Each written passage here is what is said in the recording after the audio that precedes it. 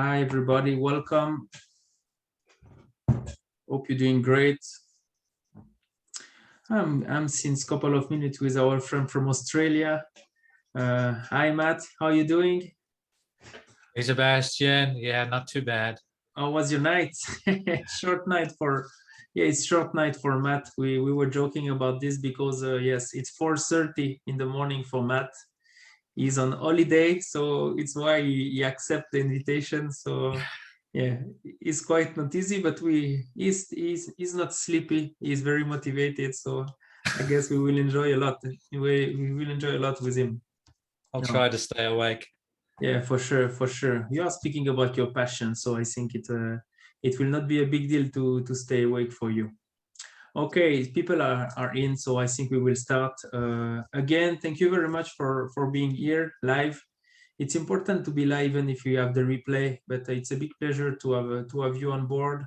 Also, special session tonight or today.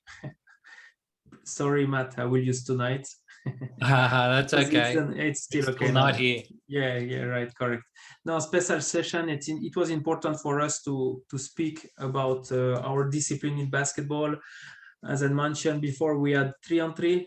The last webinar. Now we go to wheelchair basketball, and we spoke about this in the panel where Matt will attend.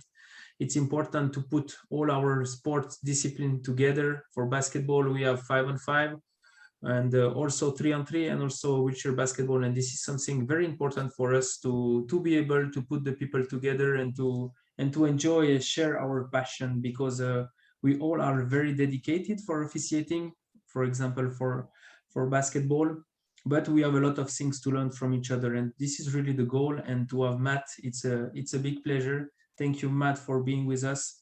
And we will understand more after this session today how we can learn from each other, and how benefit for everybody is to work together.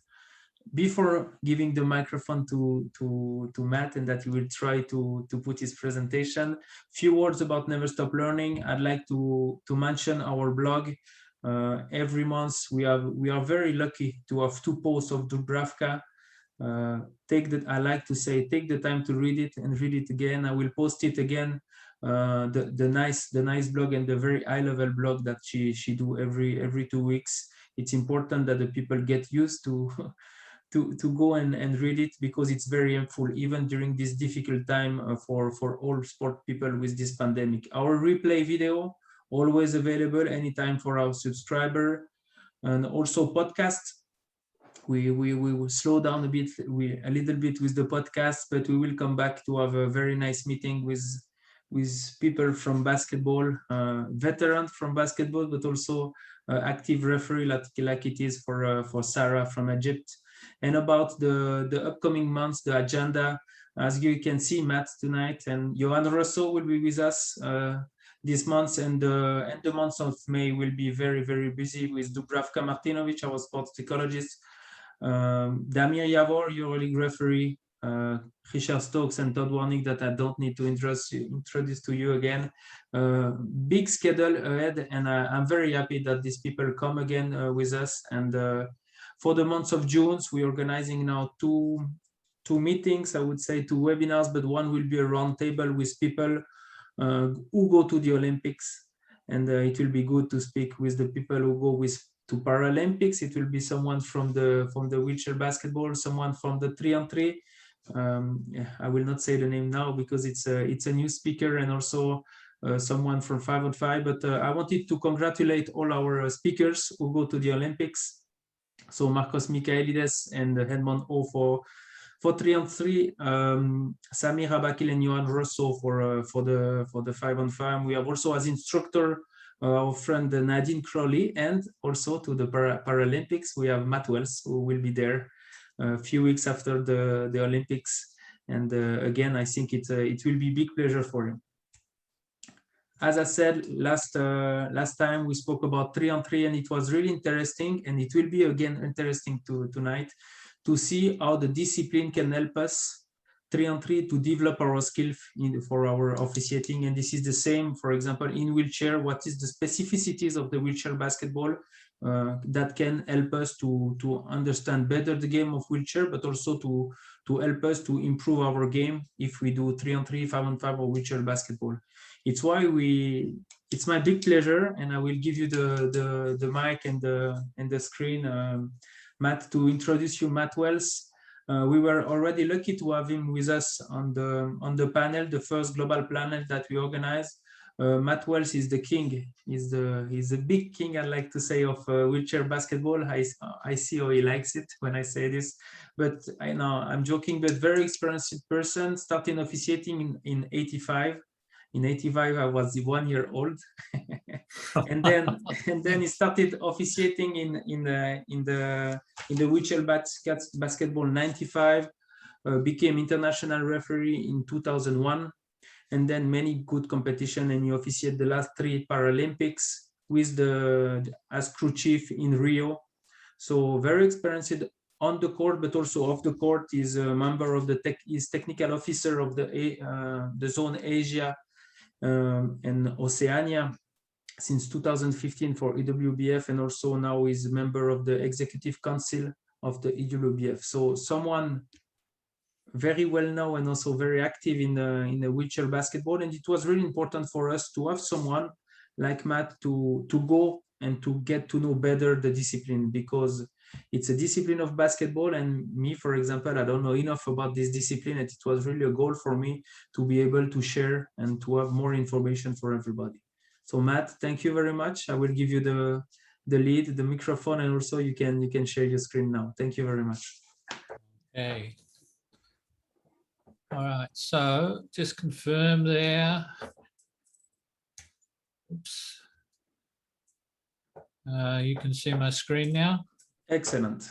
Okay, I'll just get rid of that grey box that we had the annoying problem before. Okay. Thank you very much for your kind words, Sebastian. I'm just going to actually start off with a little clip from the beginning of the gold medal game in Rio, just as a starting point here. In the semi-final. They've been under pressure in moments. Here are our officials taking care of the goal. Yeah, that's this will be the last international match for Matt Wells from Australia, one of the best liked and most respected officials in the Wheelchair Basketball Association. Christian Roja from Italy and Sebastien Gauthier from Canada are the other 2 officials. I always think that the officials and those on the bench, they're a team as well. For me, that introduction, which of course I only got to hear after the event, but for me, the most important thing out of that was being referred to as being respected. And as an official, to me, that's something that we all should be striving for. It doesn't matter whether it's able-bodied or 3-on-3 or wheelchair or just on the local court. Respect is one of the key elements, and hopefully I can give some insight into earning that respect.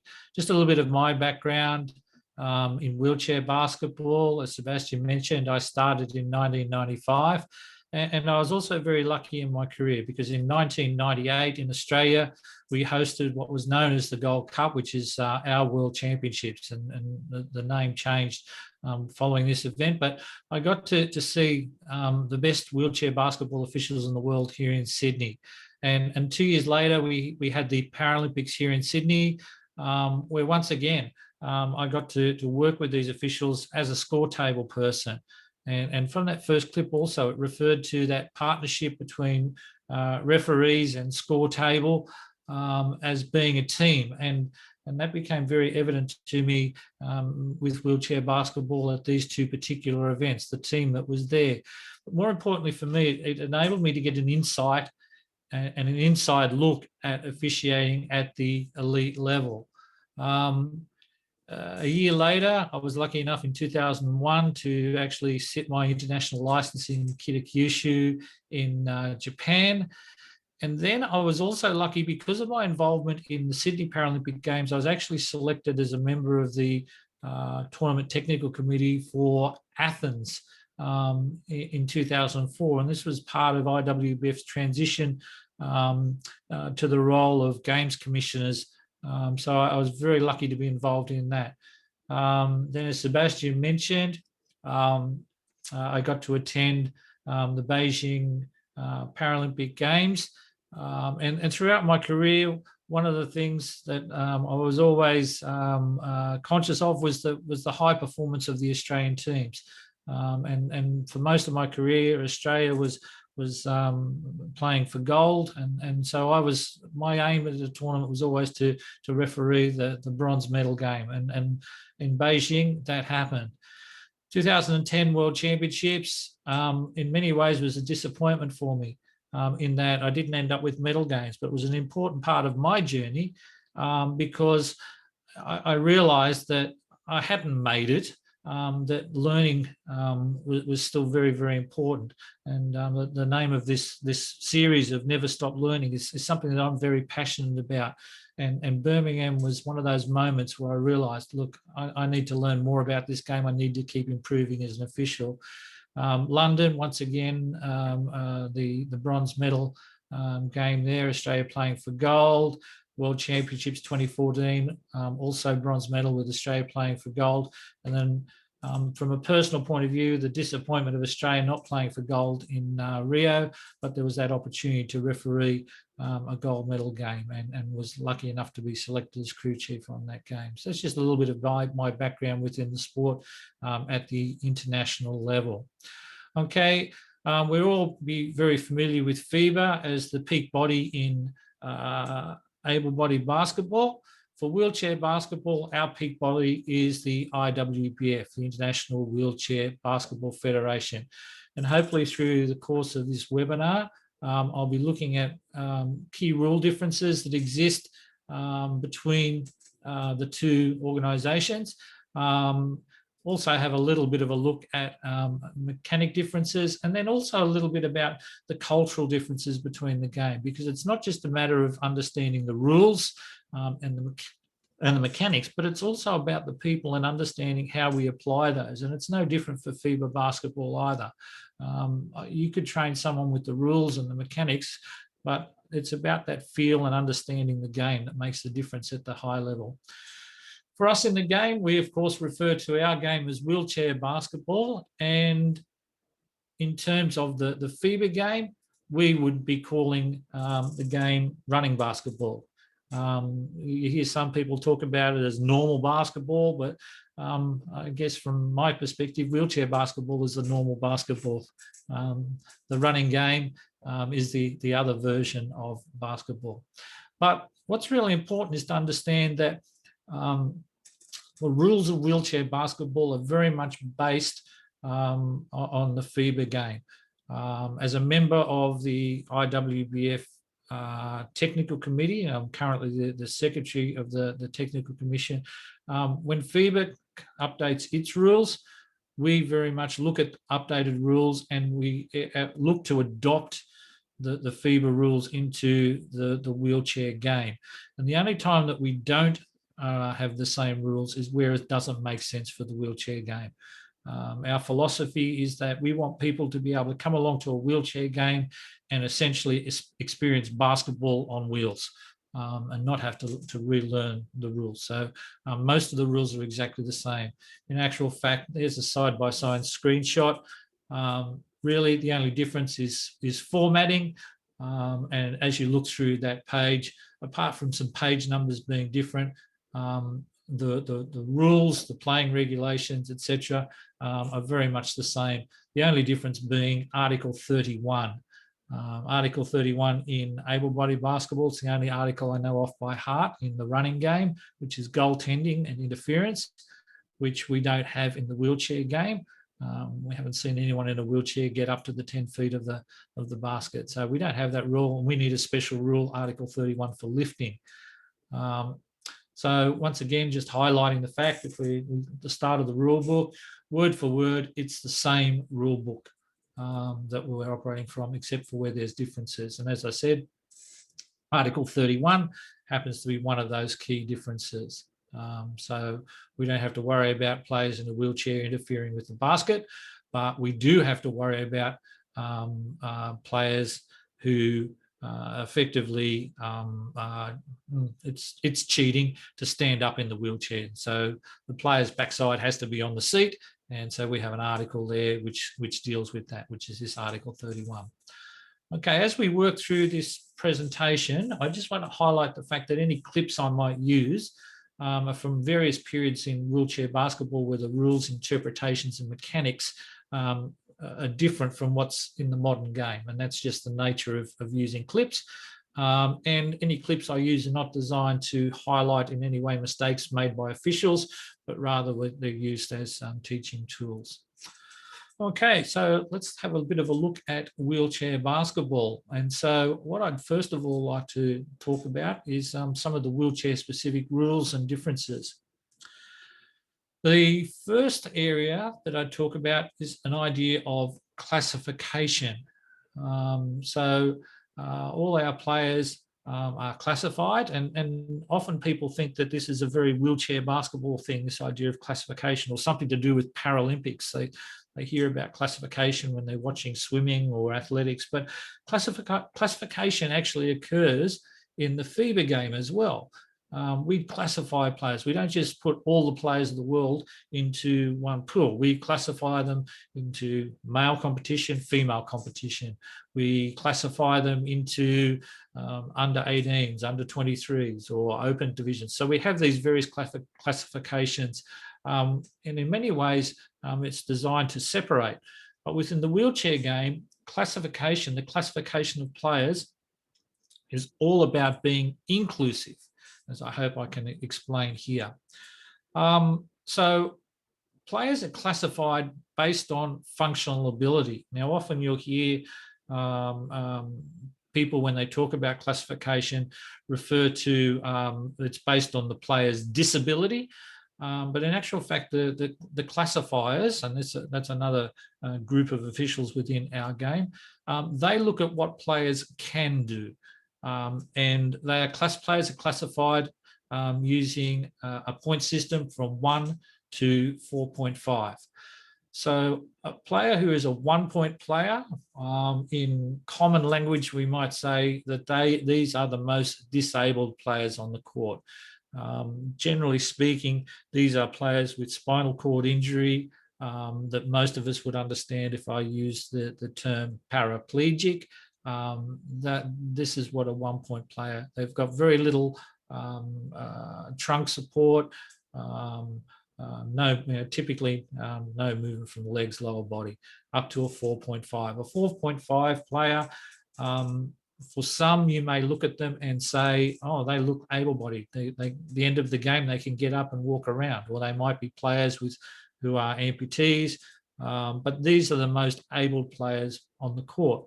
And so all players are assigned a value in half points, 1, 1.5, 2, all the way through to 4.5. On the court at any one time, a team is allowed to have a maximum of 14 points. I said before that classification was about being inclusive. And so what this means is that a coach has to have a range of functional abilities on the court that cannot go over that 14 points. So we're now including some of those low point players, the high point players, and people in the middle. And there's all sorts of combinations that coaches can use with these particular point combinations. If during the game a coach exceeds 14 points on the court, then of course there is a penalty for that, which is a technical foul, and then the coach must adjust their lineup to fix the points so it goes back to 14 points. And fortunately, as a referee, I don't have to remember how many points are on the court. That's a responsibility of the score table and the commissioners to keep track of how many points are on the court. Okay, so just want to have a bit of a look at the equipment that's used. And I managed to get some players from here in Australia. So this is a low point player. And so as we look at the wheelchair of the low point player, some common things that all the wheelchairs have is the large wheels, the driving wheels. These are the wheels that players will push. And at the front of the wheelchair are casters. That could have one, perhaps two casters. Reece here, as a low point player, you'll notice that his knees are higher than his waist.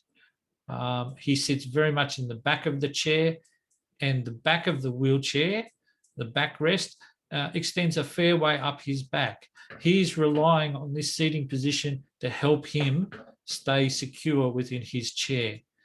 At the back of the chair, in the case of Reece's chair, he has two anti-tip casters to stop the chair from tipping backwards.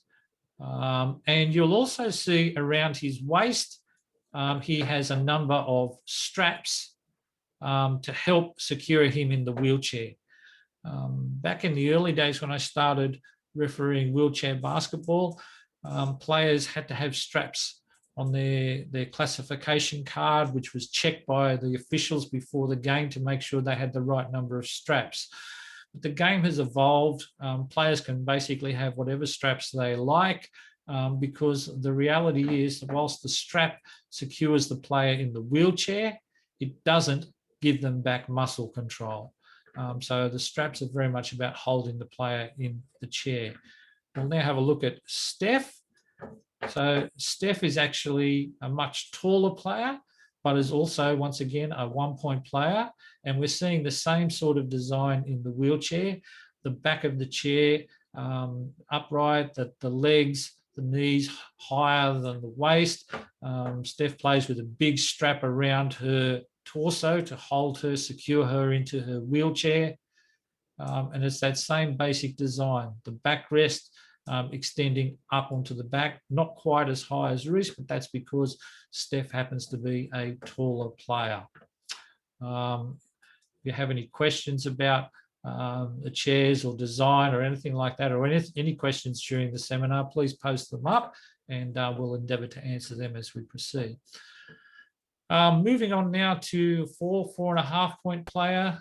Once again, there's the common features of the wheelchair, the big wheel, the casters, side guards here, once again, to help support the player. Liesl here, whilst a high point player is a player that has had a spinal cord injury, but maintained a lot of functional ability. So that's why she's a higher point player. You notice the knees here, a change in the leg, that the knees sit lower than the hips. Okay, this player has the ability to use their legs to secure themselves in the chair, but also still makes use of the straps. It's all about making the chair feel like part of the player. We see the back of the seat is much lower, doesn't need the support all the way up her back. Okay, and then we'll have a look at another player here, Anderson. Once again, we just see the knees sitting below the waist, the much lower backrest, and the use of straps to secure it inside the chair. Okay, and so when we start a game of wheelchair basketball, the two teams will have a combination of players that make up 14 points or less. And so just have a look here in Olympic history. They have start of the gold medal game in Rio. Yeah, we'll get him off there. But just observe the players on the court, and you'll see low point play here, that high back on the chair. We can see our higher point players. We can see examples of players with amputation, a whole range of players there. I don't have to know classification of the point of the players on the court, because the score table will be keeping track of that.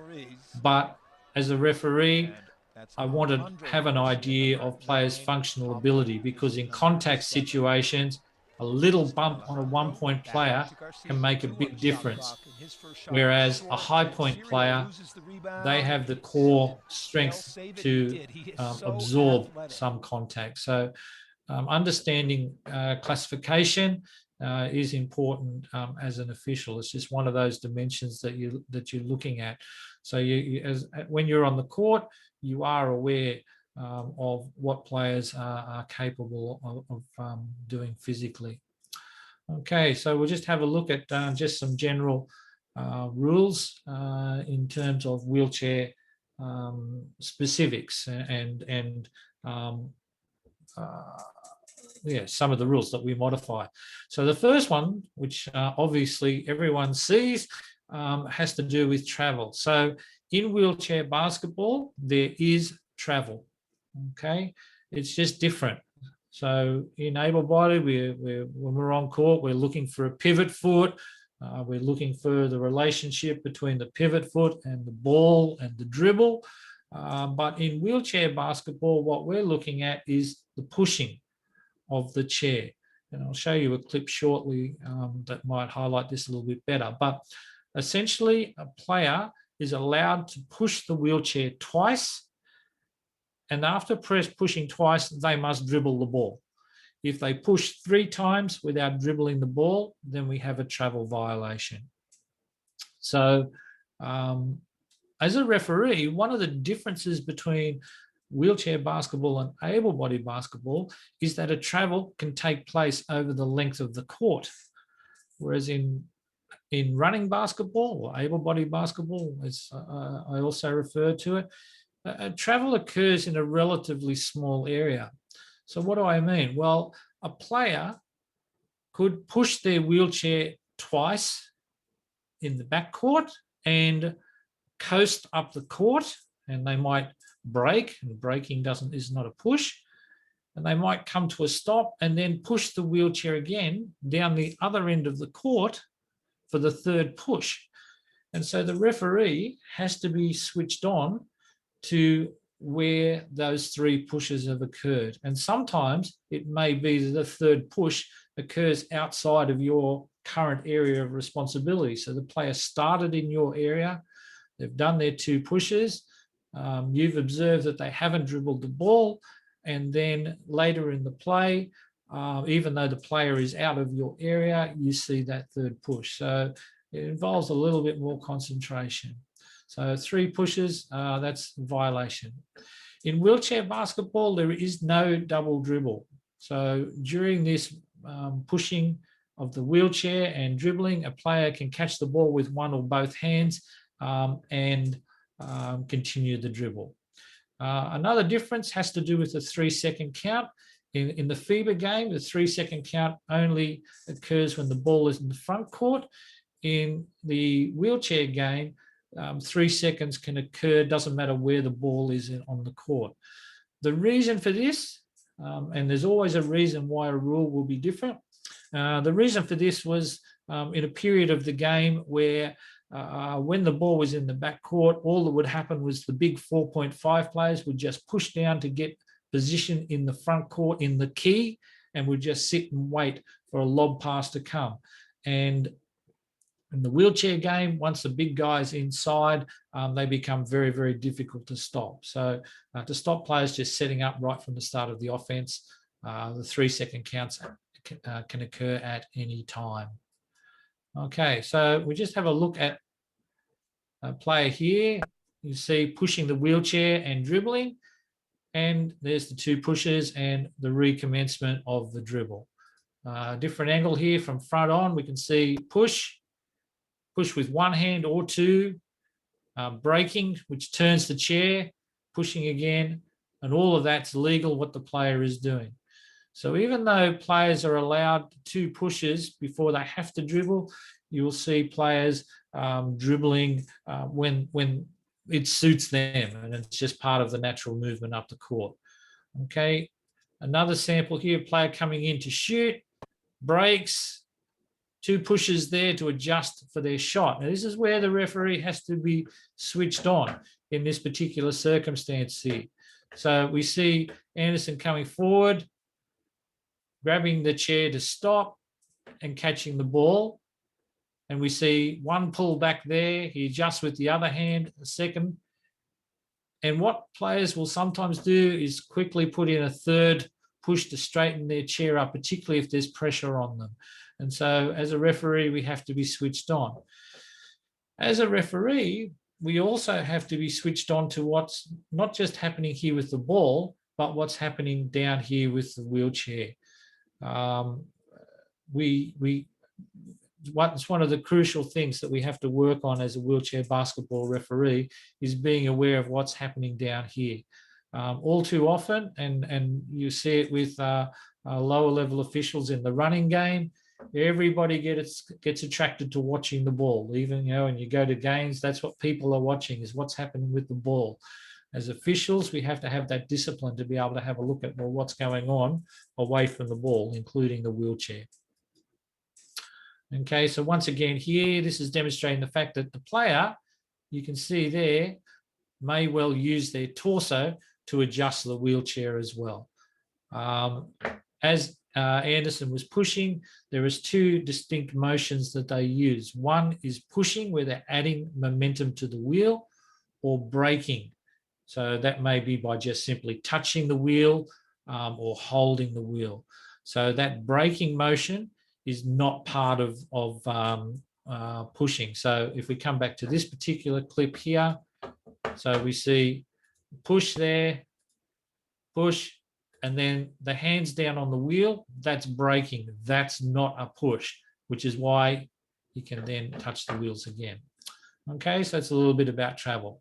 Some other wheelchair specific rules that we have.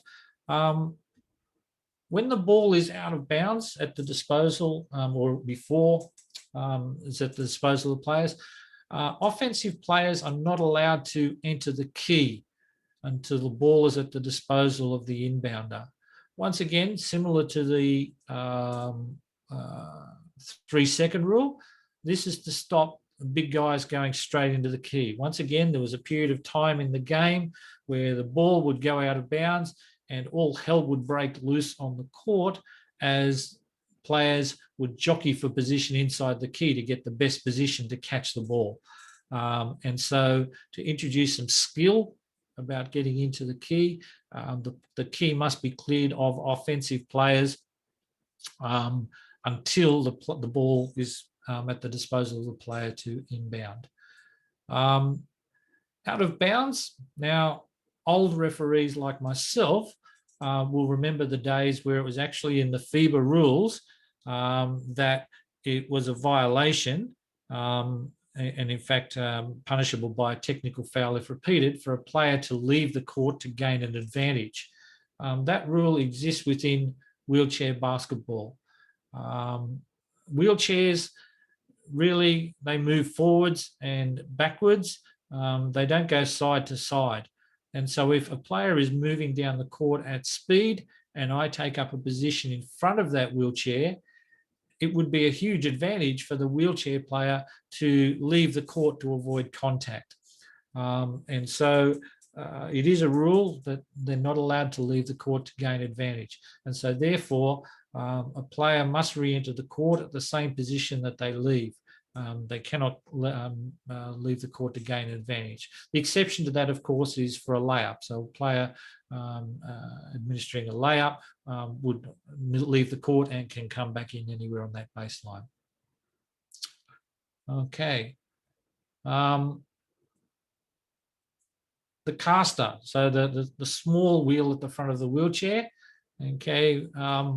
There are times where we worry about that caster, and there are times where we're not interested in that caster. So there are times where I ignore the position of the caster.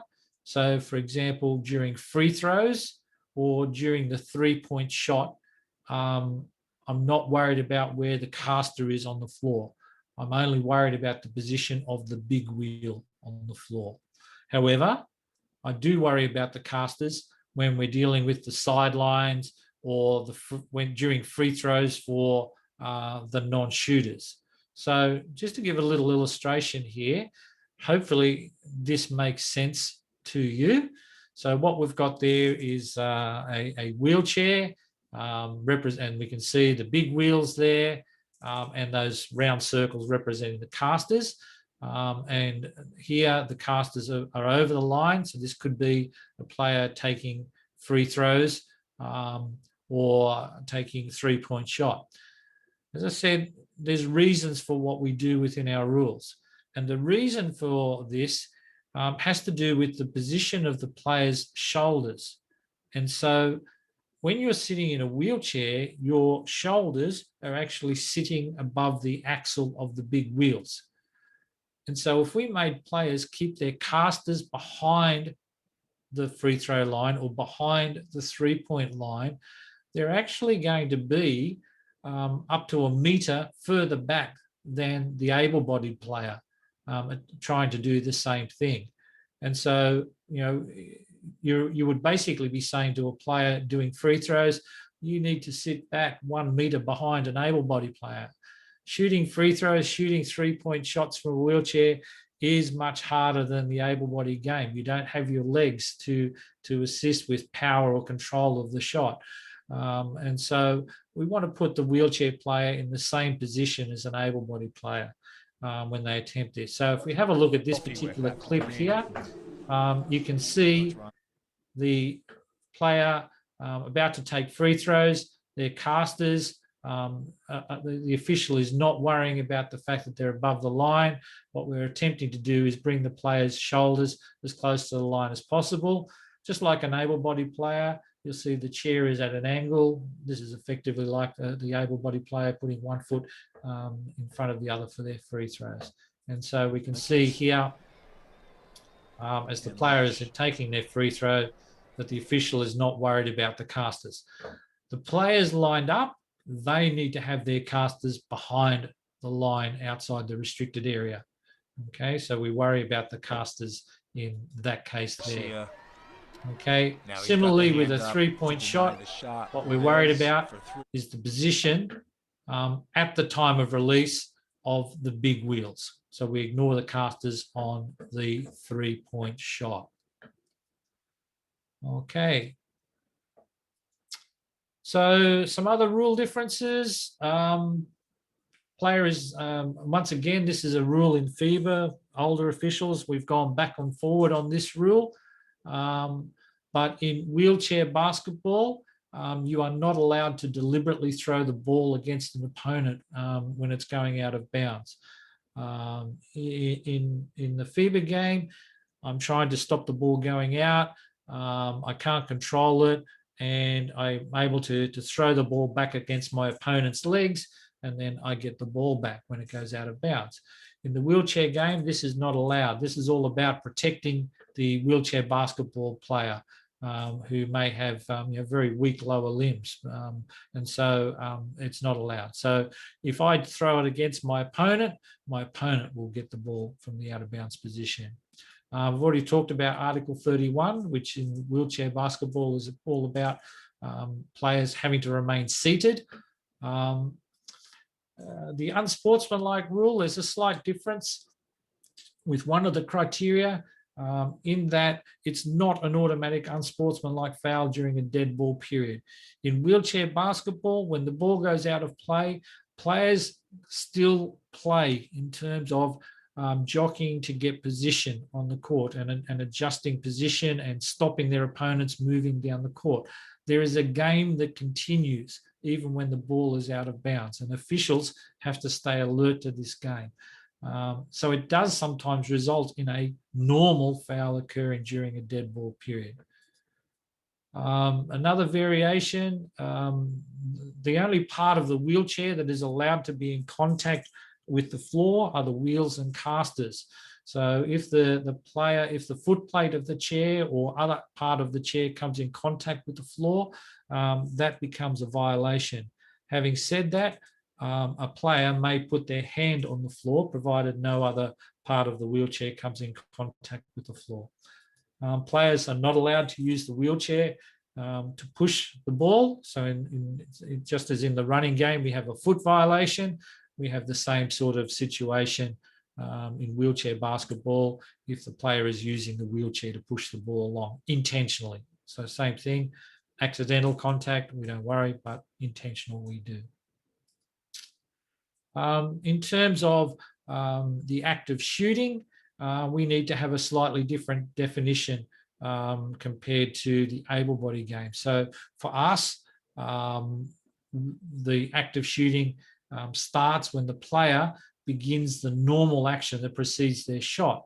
Now, for a low point player on a layup, their action may in fact involve using their non-shooting hand to brace themselves in the wheelchair to get stability.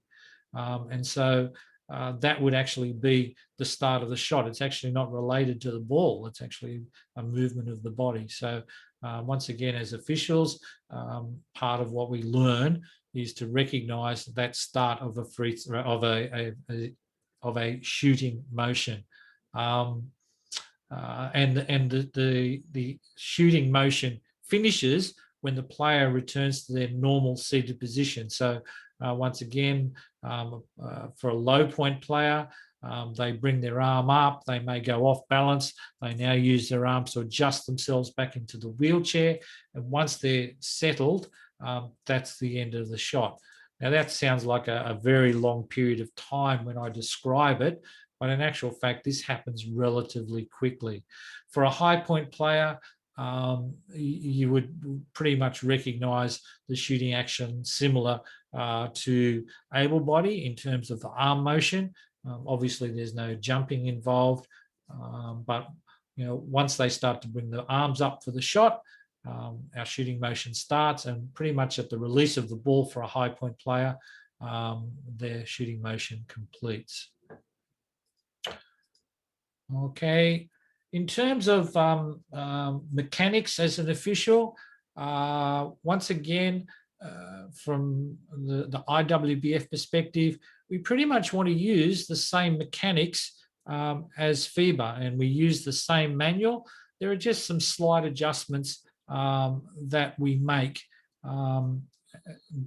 to the mechanics. And so one of those happens to be that the triangle between the three officials tends to be tighter. We tend to be a bit closer together.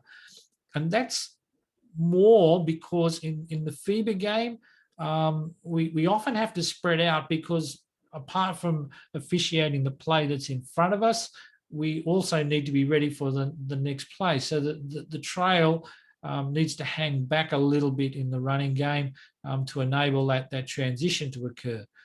In wheelchair basketball, the trail official can be penetrated more, to be a bit closer to the action, to be more involved in the play, because wheelchair officials are able to get down the court faster than the wheelchair can travel. As a wheelchair referee, we need to cover the whole floor. And what do I mean by this? When a new offense starts, it's not uncommon for there to be players spread across the whole floor. You get players that go into transition, moving up to the front court, that the lead official needs to go with them. And there may be players, for example, low point players that are trying to stop high point players getting up the court. And so there's this kind of game of chess that's going on in the backcourt, and needs to be officiated by the trail official, and the center official needs to read where the play is occurring. So it's not uncommon for the three officials during an offense to be spread across the length of the floor. Another key difference is has to do with dead ball officiating. Once again, in the FIBA game, unless there's a heated situation or there's a bit of feeling in the game, a dead ball is kind of a time where officials can relax. But in the wheelchair game, often there's still a game going on the court, and so officials have to be switched on to what's going on the court the whole time. It's not 40 minutes of officiating. You are really officiating for that whole hour and a half that you're out on the court. As I said, in transition, officials really need to spread the floor. and may find themselves in unusual positions compared to the FIBA game. But at the end of the day, we are going back to the FIBA principles. So as we recover from an unusual situation, we are just falling back into the FIBA mechanics, which should be recognisable to any FIBA official. One slight difference is that as we move up the court in the FIBA game, typically, not always, but typically the defensive player is facing the offensive player, and the official is coming to the side to see the gap between the two players. But in wheelchair, in that transition period, the chairs are moving side by side.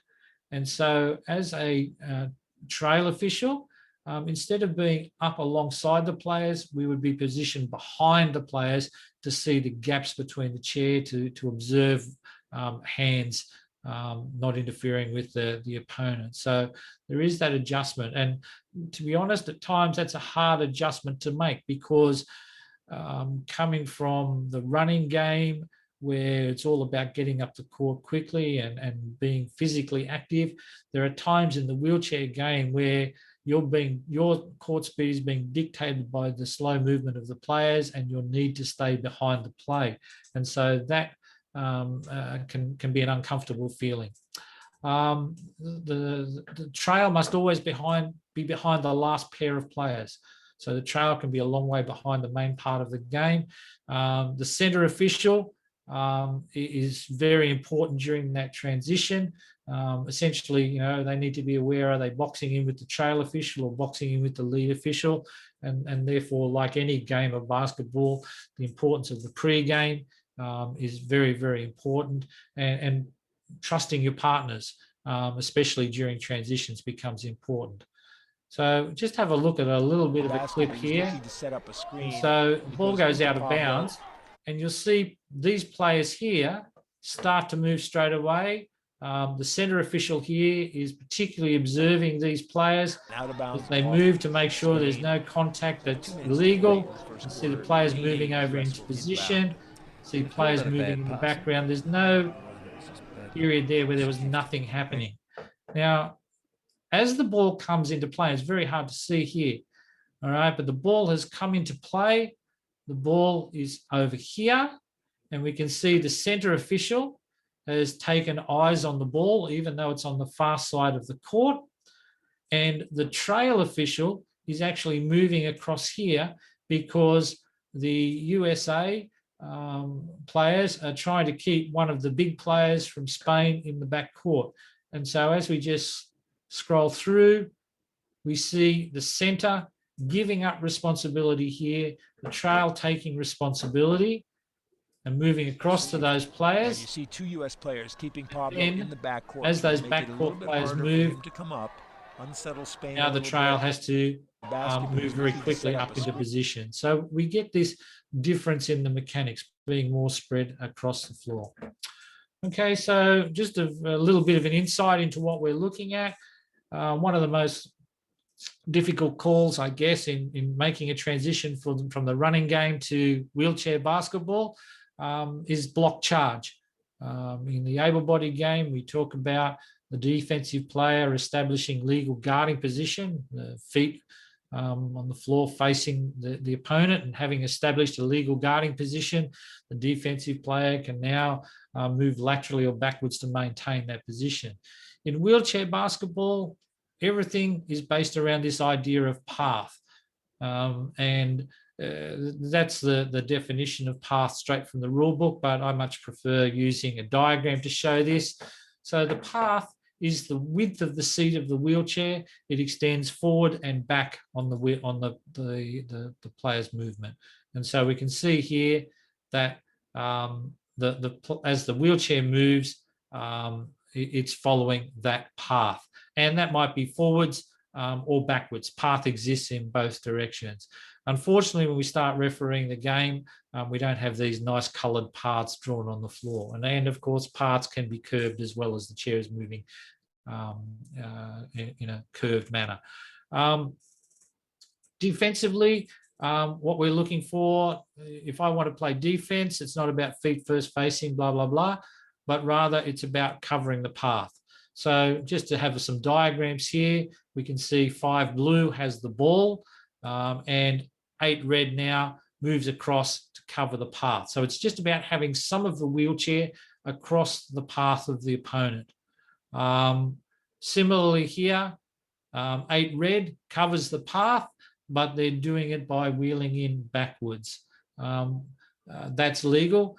If they were coming in backwards or forwards and wheeling towards the opponent, that's a problem.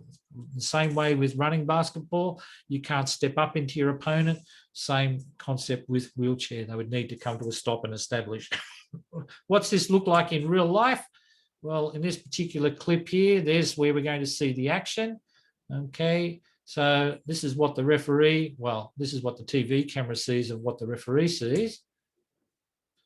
And so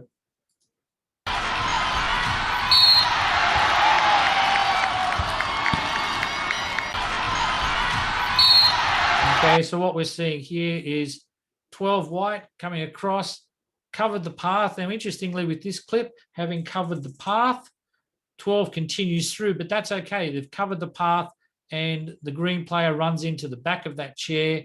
The green player is responsible for the contact. In this case here, Sebastian calls the charge on that player. Okay, different view of a different version of the same. Okay, so we're going to see here.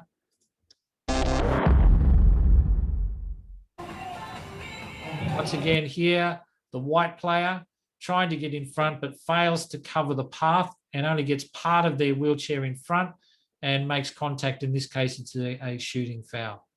Okay, so it's all about this idea of path. And we're just giving a really brief introduction here. In wheelchair basketball, we're looking at 2 situations where we're guarding players with the ball, guarding players who don't have the ball. So we've got 2 sets of rules there. If we're guarding the opponent with the ball, we need to cover the opponent's path. Okay. And basically this idea is if the defender has time to get there, the offensive player has time to avoid the contact. I'm rushing through this bit now. What we're looking at is responsibility for contact. So once again, just looking at some diagrams here, red 8 doesn't cover the path. Okay. In this case here, this would be a blocking foul. Once again, red 8 doesn't even get close, is now in on the side of the chair. This could be a push or a holding foul. Here, once again, doesn't cover the path. Okay, so this is what officials are looking for. This is what we want to see, is the chair completely covering the path. In this case, that would be a potential offensive foul. And so we kind of see this in this women's game here. 5 red, shoots the ball, goes into a shooting motion, comes across, covers the path, and responsibility for contact with 5. Okay, I'm going to skip forward here. Apologies now because I'm just conscious of time, and I'm going to just skip through slides because what I'm interested in, and I apologize, as you can see, I had lots of stuff here which we could cover off. But I just want to spend a little bit of time from my perspective looking at a little bit of philosophy from my perspective. And in many ways, this is no different to any level officiating, but it's just coming from my perspective. For me, the most important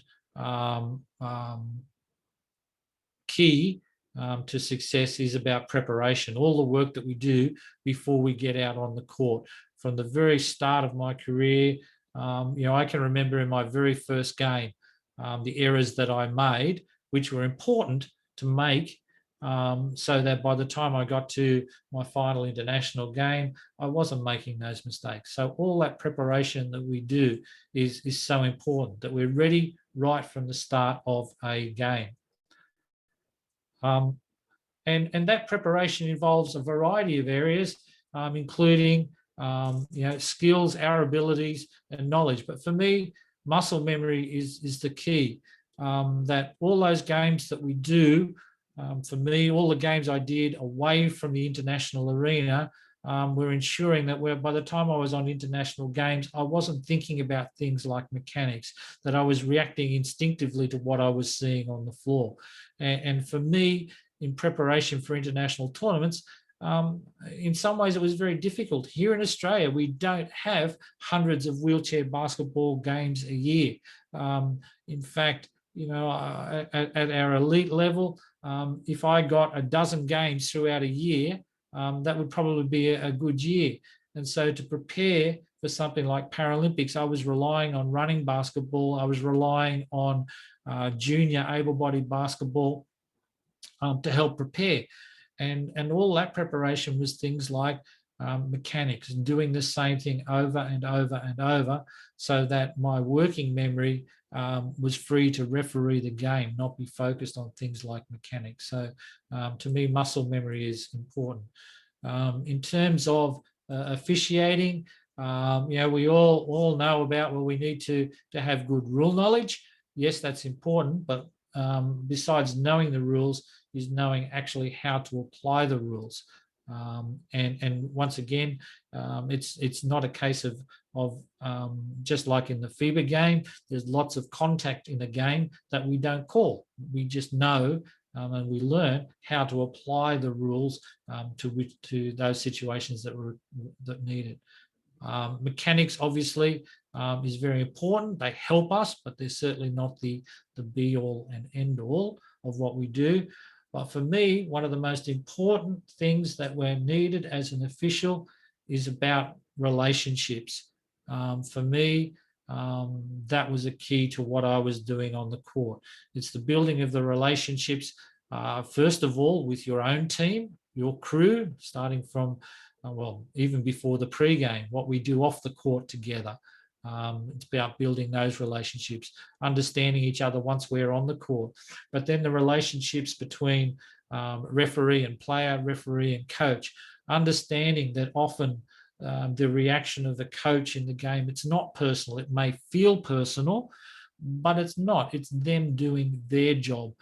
It's the player doing their job. It's the player who lashes out because they've made a mistake. They know they've made a mistake.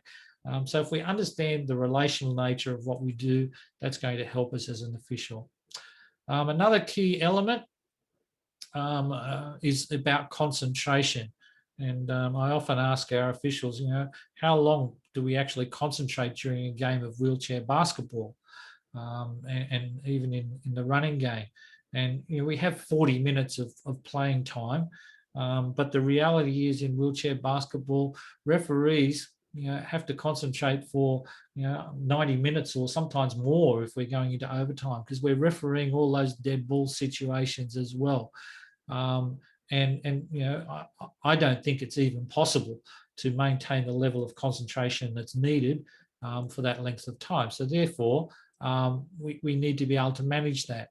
We also have to be very careful, because we don't want to get into the habit of anticipating exactly what's going to happen, because it's very easy to fall into the trap of seeing what it is that you're looking for.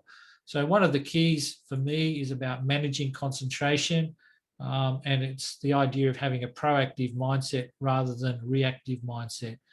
So for me, if we're talking about a reactive mindset, for me, that means that you're on red alert the whole time. You're constantly looking for something to happen. And for me, this is extremely stressful, and it's not a very efficient use of our energies on the court. For me, about managing concentration is about the idea of a proactive mindset. And so I kind of use a traffic light system in explaining this, that a lot of the time we can be kind of cruising in the green mode. That is, the action's not in my area. I'm observing the players in my area. I'm looking for what they're doing, and recognizing situations where I might need to go into a yellow alert. that I can see, right, I can see two players moving towards each other. I recognize this is a potential contact situation, or by the way the chairs are moving, a holding situation. And as they come together, now I'm switching up into higher alert. But I'm consciously managing that. And as the players move apart, I want to go back to that more relaxed concentration levels. For me, once again, this is a very big brief I was given by Sebastian, but for me, qualities of good officials, it's about being leadership without being selfish. I might be the crew chief on a game, but my co-officials have a lot to bring to the table as well. And so it's not about being in charge, but it's about that idea of true leadership and handing over to others when it's needed. It's the abilities to work in a team. And this is something that a lot of people don't recognize, that when you go to something like the Paralympics, it's not like players. Players train together as a team, and as a team, they have a common goal and they work together to achieve that goal of a medal. Officials are in an interesting position because I started off by saying, I used to go to a major event, and my goal, quite frankly, was to be the crew chief on the bronze medal game. And that was because of my anticipation of my country playing for gold. But I was out there competing to get that spot. However, the only way to truly do that was to be able to work within the team and to be able to work with officials with whom I was competing. So it's an interesting relationship that we have when we're refereeing, that in actual fact, the way to do your best is to be part of the team and not stand out there. And so therefore, being able to integrate and interact socially with officials becomes really important. But for me, my real job, as it were, is that of a teacher, and I have a really strong feeling about the idea of lifelong learning. And of course, we have to have to be available and to referee, to have the time to do this. So once again, keys to success, well, it comes from the word key. Okay, it's really about keep educating yourself. The important thing there is yourself. Often I hear officials that are always asking about, as an instructor, they're asking what I can do for them. The reality is, as an official, really that responsibility for learning is with yourself, to go out and seek opportunities. And so the fact that we have a number of you here today really highlights that you've taken that on board, that you're looking to educate yourself, that the process of education is lifelong as an official, that we're recognizing that we have the ability to grow, that we're not fixed, and that we are able to develop in so many ways. Another acronym that I love is that, and I tell my students at the start of a semester, I want them to fail. And it's in capital letters, because failing really is about the first attempt in learning. When we make mistakes, we need to learn from that, look for the solutions, file it away so that we're in that position again, that we're able to not repeat our mistakes. And just to wrap up here, I think it's really important to remember that you are a leader every time you step onto the floor. What do I mean by that? Whatever level of game you're doing, you have people watching you, whether it's a colleague or an official from above that kind of looks at what you're doing and goes, they're not bad, or they're doing a terrible job, or it's the young child that's in the stadium that has an interest in officiating and they're looking at what you're doing on the floor. So it's important to always remember that you are always on show. Okay, and so whatever you're doing, strive to be your best. I love this quote here. Some people dream of success. Well, the difference is there are others that wake up and work hard at it. And for me, that was very much a part of my career. I don't think I was ever the best wheelchair basketball official. And I've got colleagues that I certainly to this day look up to as what I would consider to be the best officials.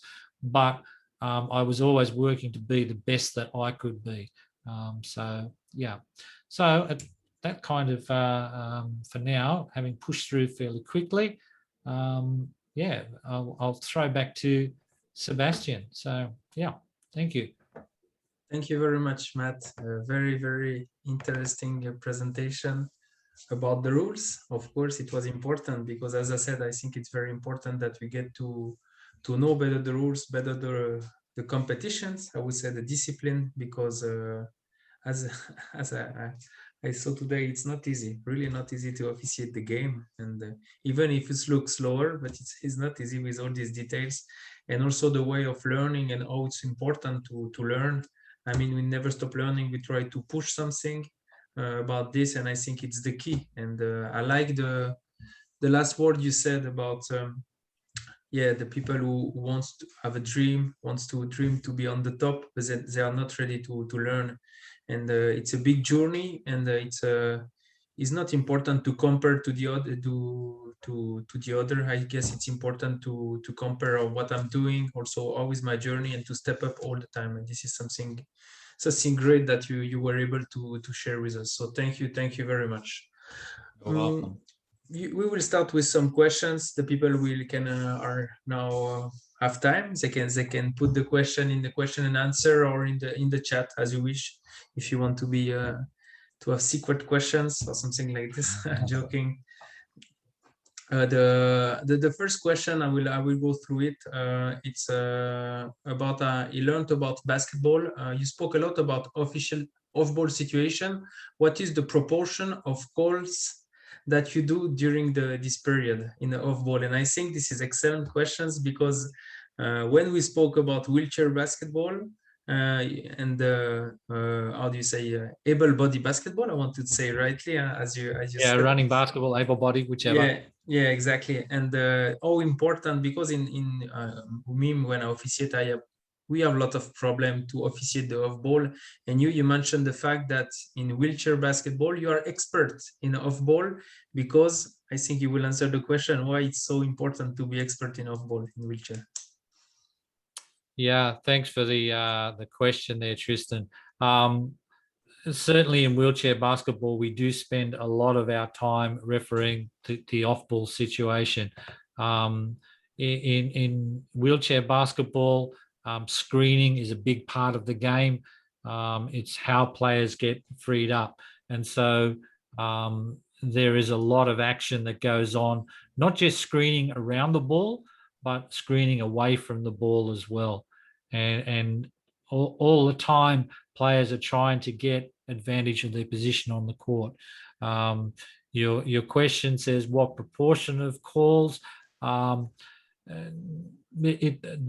number of calls really depends on the player's skill level and the intensity.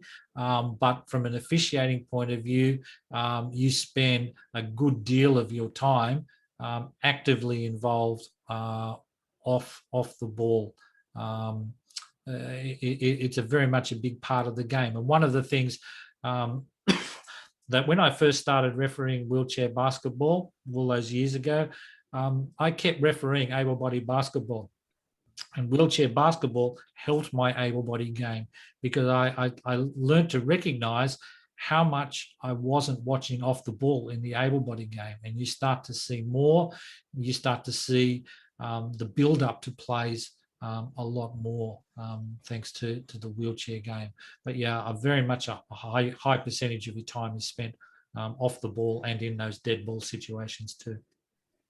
Yeah, because the guys was the ball, it's very difficult to make something big that the referee cannot see. And this is something which is great, because there is so many examples in wheelchair basketball that we can use to 5-on-5, 3-on-3 to help us to not focusing on the ball, because it's as you said, it's a big thing. It's a big things to be able to avoid to have all the eyes, the 6 or the 4 eyes on the ball.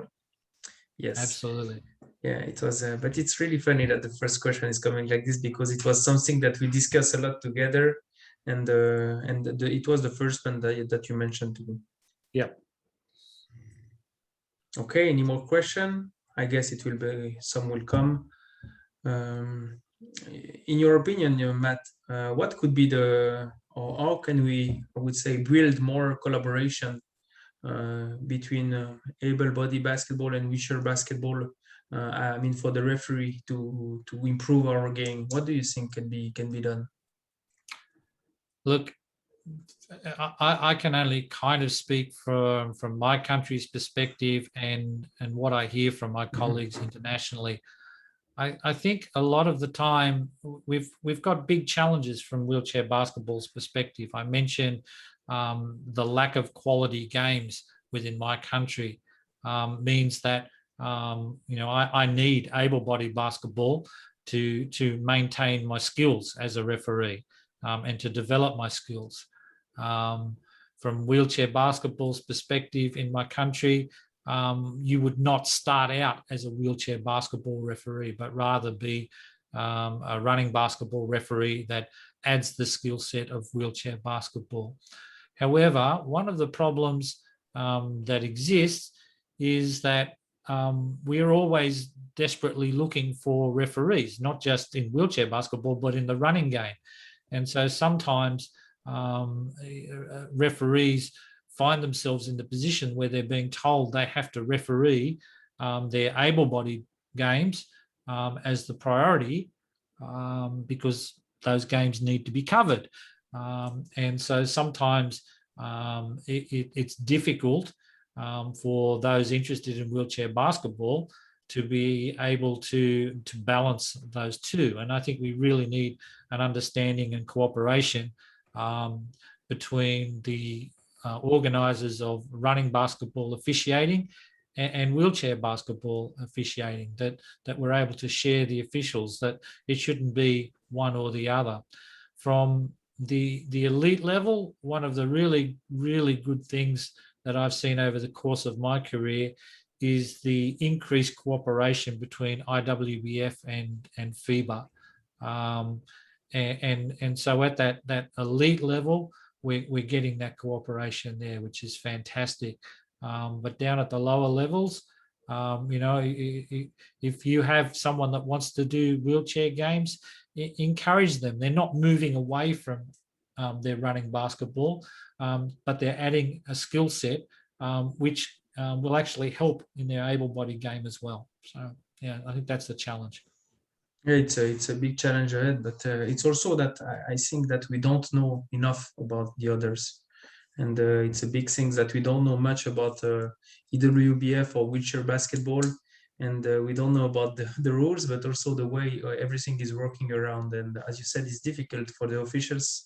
Sometimes they need to take a decision, and the bosses, they don't understand that the both discipline or 3 disciplines with 3-on-3 are good for the development of the referee, and they ask too fast to make a choice because they want the people to be fully available. And I think it's a big mistake, in my opinion, to proceed like this. Absolutely. That's the big challenge, is to allow people to work within each of the disciplines. And as you said, the skill sets, you develop more skills as you do the different variations, whether it's 3-on-3, 5-on-5, wheelchair. You're just adding to your skill set. You're not taking away.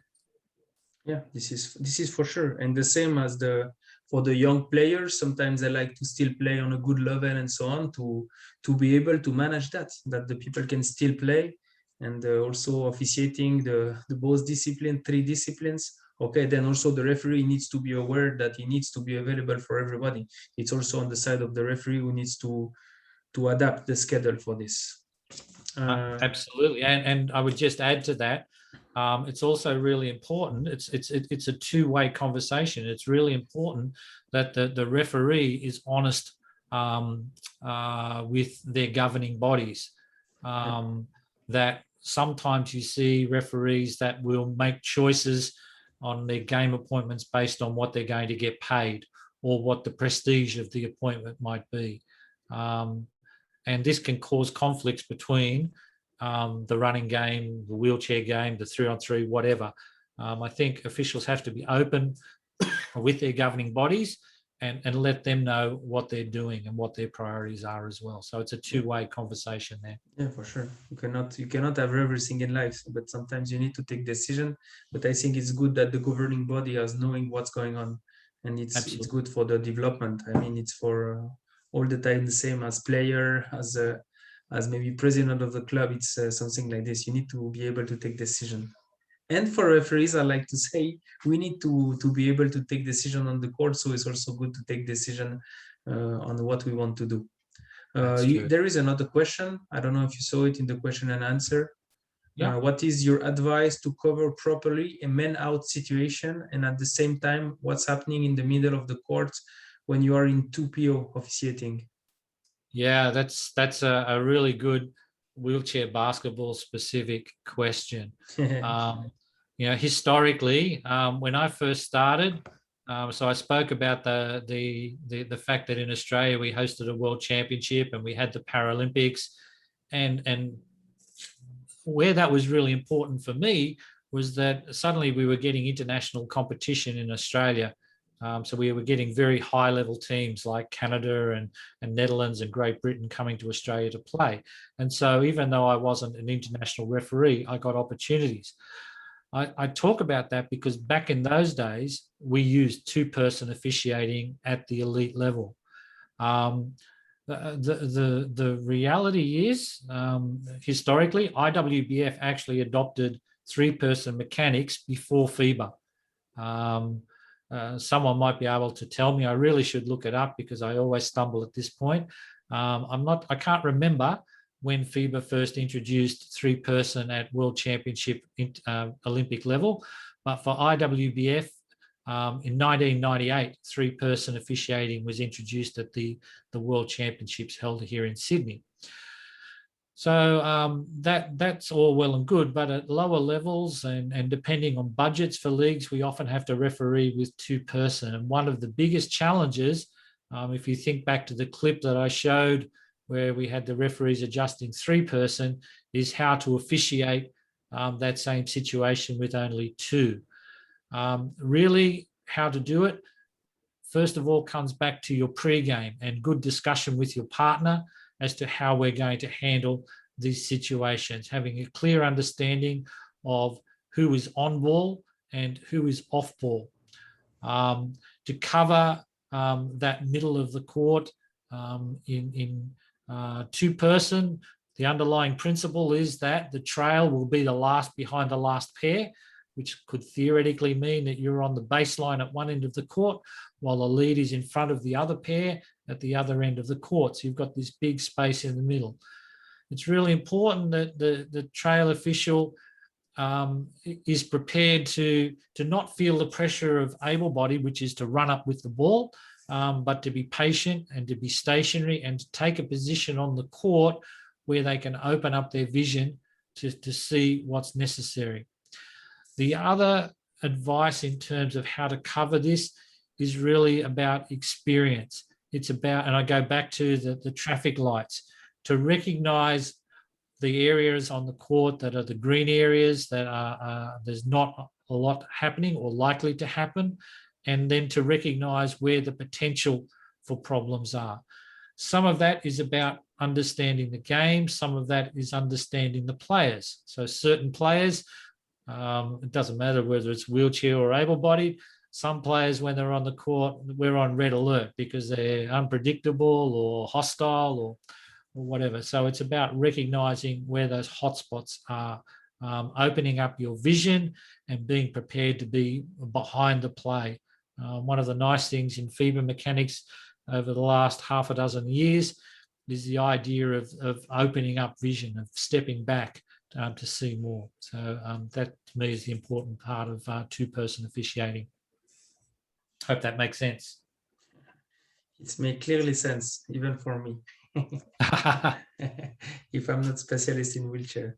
But also we discuss in other webinar about this, about the fact that we are speaking too much about 3PO, because 3PO it's used only for a few games, I would say, comparing to all the games that are around the world. And 2PO is something which is really important. And sometimes the referee are in a hurry to switch. I want to learn about 3PO, but they have no clue how to be a leader on the court, or to be a crew chief, or to handle the pressure, or to handle the coach. And I think to speak too much about 3PO, it's kind of a mistake. But it's normal that the people wants to learn the 3PO, because if you want to officiate at the highest level, you need to know it. And I don't know how you deal it with the wheelchair referee, you on your site with this. It really, once again, depends on the country, that you know, how much 3-person they do. For in Australia, we use 3PO on both our women's and men's national leagues, but apart from that, it's 2PO. In different places around the world, it varies. The reality is, the mechanics for 2-person officiating in wheelchair is actually different to the 2-person mechanics of FIBA, in that we divide the court half basket to basket, and we operate on what's called the left-hand principle, that we're refereeing what's on our left hand. But I think you touched on a really important point, Sebastian, and that's about developing the whole skill set. 3-person officiating, to be a good 3-person official, you need to be a good 2-person official. It's all the skills that you bring from the 2-person game that then complete what you do as a 3-person. If you're not strong in 2-person, some people think, oh, 3 people, there'll be someone else to pick up the gap. But the reality is that only just decreases the strength of the crew. So developing your 2-person skills, developing your leadership skills, developing your crew chief skills, developing your umpire skills, also important as part of the game. Big part. And I think we understand more and more this is a big process, long process, and it takes time. For some referees, it takes more time, and then they are more successful. Some of them are going too fast, and then problems. Really, as you said, and you mentioned at the end of your presentation, our journey is our journey. We don't need to compare too much to the other. One question I got also, anonymous, I don't know how to say, no, joking. What is the best thing wheelchair basketball taught you about you for your life? About me? Yeah. Well, first thing that comes to mind is my lack of understanding of disability. That was certainly one area in my life. I guess we all tend to live a fairly sheltered, for want of a better word, normal life. People often ask me if I started refereeing wheelchair basketball because I had a relative or a friend that was in a wheelchair. And in actual fact, no, none of that was the case. I simply went to help out because they needed referees, and I thought it was a good thing to do. To be perfectly honest, my first game of wheelchair basketball I hated, and I actually came off the court and said I would never referee it again. In reflection, I learned that was probably a little bit to do with arrogance. As an able-bodied official, refereeing the running game at that stage, I was refereeing at a high level. I knew how to referee. I was comfortable refereeing at all sorts of levels. And then I stepped out onto this wheelchair court and I really had no idea of the game. I hadn't even really watched the game. And so I was way out of my comfort zone. So my first reaction was based on the fact that I wasn't comfortable. And I learned a lot about myself just through that as well. And it really took me on that journey of understanding that officiating was something that I would never master, that there was always things to learn. You know, and for me, that was a very important part of my journey into the Rio Paralympics. And during the Rio Paralympics, was not to have the mindset that this was my last tournament and, you know, I've mastered this, blah, blah, blah, but rather that it was all about continuing to learn. So, you know, there's sort of lots of little elements there. But I started out by talking about understanding disability, understanding the range of disability, and really understanding why we should not focus on the word disability. Really, you know, you look at the word disability, and the biggest part of that word is ability, and so I think refereeing wheelchair basketball really has got me to focus on what people can do rather than what they can't do, both on the court and away from the court, in life in general. We shouldn't be looking at what people's limitations are. You know, some people see you know, someone sitting in a wheelchair and they feel sorry for them, or they worry about, you know, what they can't do, rather than just focusing on what people are achieving and what they can do. Hope that answers that question. Yes, and your words are magic. This is so right, and this is yeah, it's making I don't know how to say, chicken skin. Very nice way to see the thing, and also to, yeah, it's not that these people cannot live and at all. And also basketball in the Paralympics, we didn't mention it. I think it's the best team competition, and to be on the floor for such competition, for sure, it's great for all the athletes, all the officials, and it's big honor. And I think the way you spoke about these competitions, the way of the player are playing and so on, I think for the people who were here tonight and also the people who will watch it again, it's a big proof that we need to learn more from this game. And this is something for sure that we never stop learning. We will have more webinars and more sharing information with you and also with other guys from the wheelchair basketball. So if there is no more questions, I think we will close the webinar. I think maybe it's time for you to go back to sleep. The day's begun.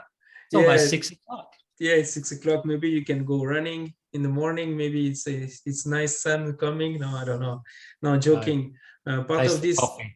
Yeah, it's time for coffee. No, Matt, thank you very much. Thank you very much for your time during the night. As I said before, it was a big honor to have you again on board with us with Never Stop Learning. And really, I hope we can have you again on board, because all you said about officiating, but also around officiating and how it's important to build ourselves, was really key and very helpful for everybody, for sure. So, thank you. So I wish you a good day, everybody. Thank you again for being here. And I hope to see you very soon on the next our next webinar. So see you soon, and bye-bye. Thank you very much. Thank you. Bye-bye.